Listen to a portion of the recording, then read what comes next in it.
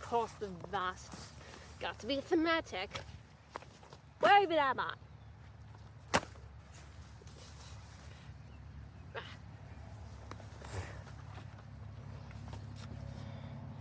Statement of Theodore Allen regarding his scuba trip.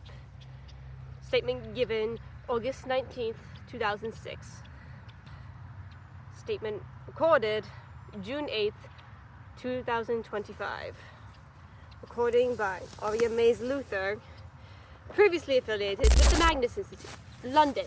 Stupid bugs.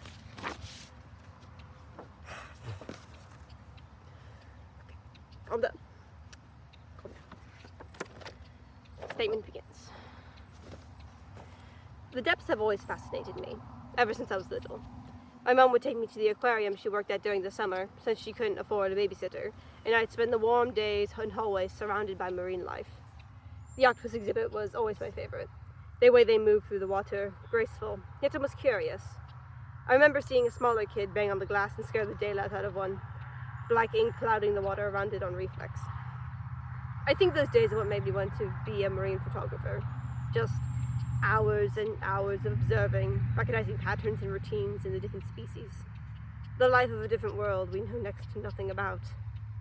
Did you know we've only explored 5% of the ocean? That's the same percent we know about space, and space travel is still fairly recent. I've always wondered what else was below the surface, to see what creatures could exist that deep without the need for sunlight. The ones that write horror stories about and get popular enough to turn to movies or D&D campaigns, stuff like that. When I was a kid, I wrote a whole campaign that took place under the ocean, and our DM would play it out for everyone. Safe to say, putting a bunch of players in a one-shot with reduced speed for the whole duration didn't go over well with them. Once I got out of high school, I went to the University of Portsmouth, got my degree in photography after 3 years, as well as a scuba diving certification, and applied for jobs in underwater photography. It wasn't too long before I got an offer. It was for this company called Aquatics Research and Development, and they wanted me to be on their scuba team to take pictures of animals, part of their tracking registry on dives. I was ecstatic. The pay was remarkable, and I'd be doing something that I've been gunning for my whole life. When I was first making my applications, most of the places were doing dives for shipwrecks, which is great and all, but would have been my first choice. The company was based in Australia, which was fine by me. I knew I'd be outside the UK for this type of job, and the idea of travel was thrilling, especially since the only time I'd stepped foot out of Portsmouth was to visit my grandmother in Gosport during the summer. Safe to say that I don't like planes nearly as much as I thought I would. Being above the world felt wrong in some way. I can't explain it. It wasn't the height. I've never had an issue with heights. I think it was how disconnected I felt. Untethered. Too far from the world. Thank God I never became an astronaut or a pilot, right? That'd be a nightmare. After more than a day of being in an airplane, I landed in Byron Bay, Australia. The company ended up paying for the flight and I got a temporary hotel room. I hadn't gotten all my stuff sent over yet.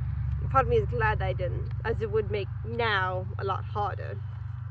After sleeping off a lot of confusing jet lag, I took my rental car to the company building. It was large, perched on the edge of Byron Bay, overlooking the water next to a marina.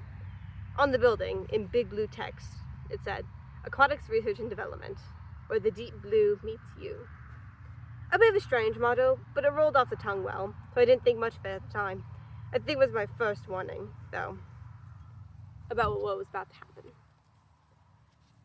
The guys out front were nice and ushered me past the building towards the marina, not letting me go inside. They said it was unnecessary for now, as I already had all my equipment, and they liked getting an early start, which was fair. They introduced themselves as Minnow and Wade. No, that's me. Just that. Minnow and Wade.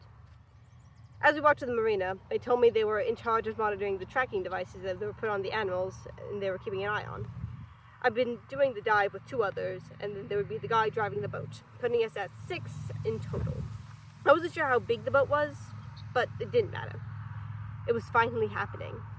My dream. Where the deep blue meets you. The next thing that should have taken me out was probably the size of the boat. It's a small speedboat, and the 6 of us kind of crowded onto it. If there were any other situation that wasn't on the water, I would have felt very claustrophobic. But as we pushed away from the marina and into the ocean, seeing the water meet the horizon in the distance, it didn't seem to matter anymore. We went out a few miles from the shore, not too far, about the same distance that I would go when I did my scuba diving recreationally. According to Wade, the animals they kept track of seemed to stay relatively close to the area, which probably pegged as odd, but didn't think too much into it, considering it's not exactly my place to talk about the behavior patterns of marine animals to the guys who had been a part of the program a lot longer than I had. I was just there to take pictures. The two others that I was going to be doing the dive with were Cove and Brooke, who were already suited up. Again, no last names, and I was starting to get the feel for the aquatic pattern. I wasn't sure if they had chosen those names or if they'd just been a coincidence for all of them to have vaguely water-themed names. I never got the name of the guy driving the boat, so I'm not sure if it was full around thing or not, or even how involved he was. I don't actually remember hearing him speak at all during the trip. I dully noted his presence when I stepped on the boat back to the marina, but he hadn't said anything. When the boat had stopped, the three of us finished strapping on the rest of our gear, our oxygen regulators, our snorkels, and our fins, before falling backwards into the waves.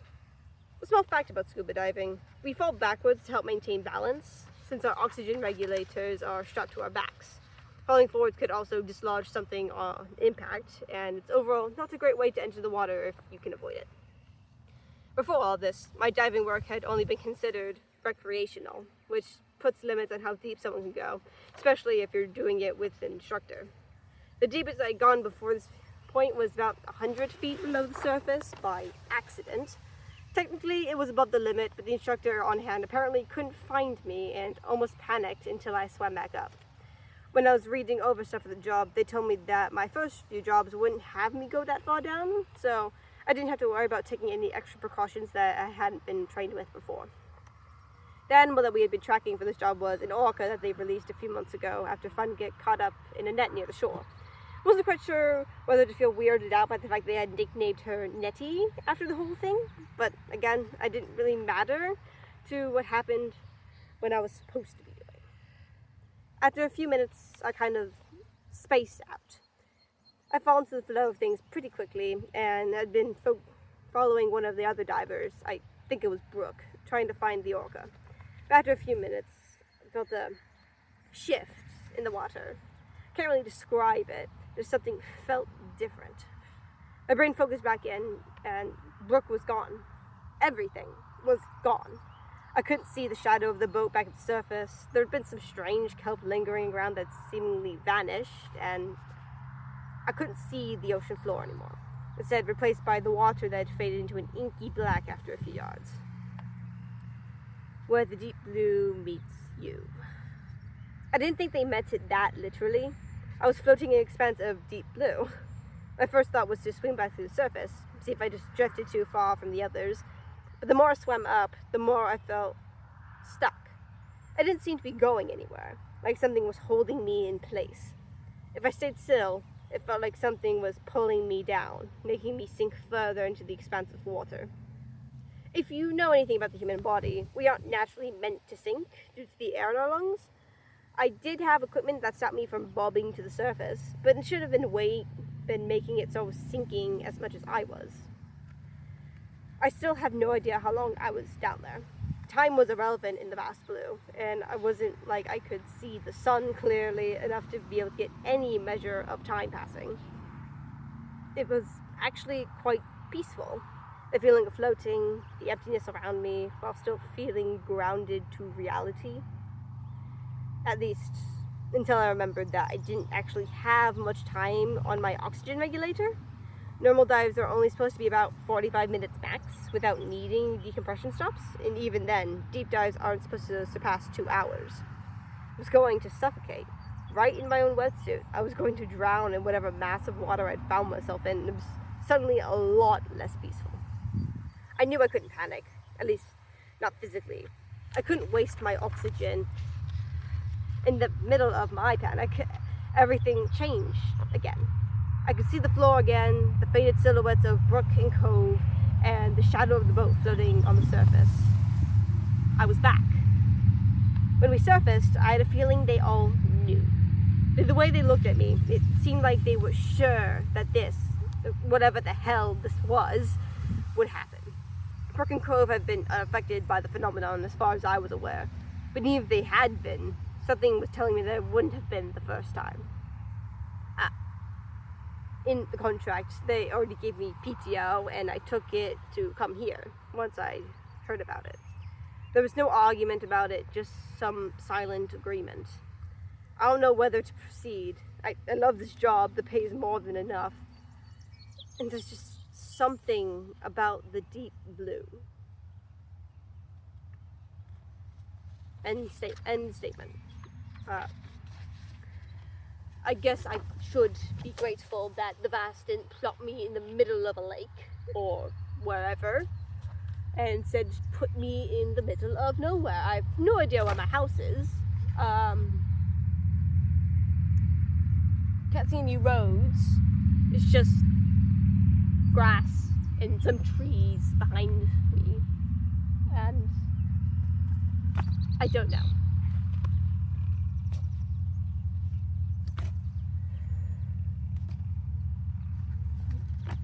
Why is this my life? End recording.